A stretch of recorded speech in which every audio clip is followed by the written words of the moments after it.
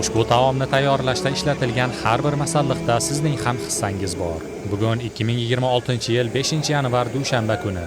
2025-yil 9-oktyabrda G'azoda e'lon qilingan otash kesimga qaramay, hozirga qadar bosqinchilar tajovuzi oqibatida 400 dan ortiq inson halok bo'ldi. G'azoga qarshi bosqin va zo'ravonliklar hanuz davom etmoqda. Bugun G'azo aholisi hayotidagi eng og'ir sinovlarni boshdan kechirmoqda. Ochlik, sovuq va doimiy xavf bir vaqtning o'zida ularni qurshab olgan. Saxovatli qo'llar xayriya tashkiloti sifatida biz G'azo sektorida sizlarning yordamlaringiz bilan turli insonparvarlik loyihalarini amalga oshirib kelmoqdamiz. Jumladan tibbiy xizmat ko'rsatish, boshpana qurish, toza ichimlik suvi ta'minoti, oziq-ovqat yordamlari va issiq taom ulashish loyihalari.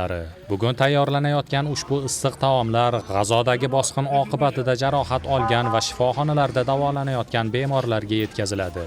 Ushbu xayrli ishlar orqali ularga nafaqat taom, balki dalda va umid ham yetkazilmoqda.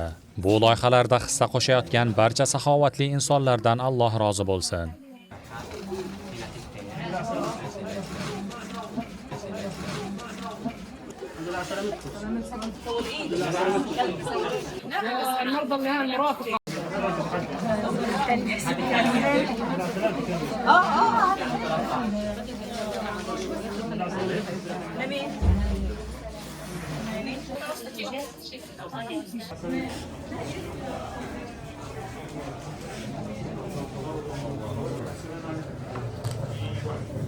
سلامتك يا بطل.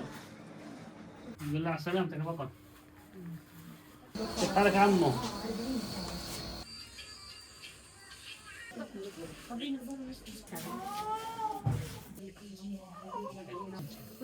خذ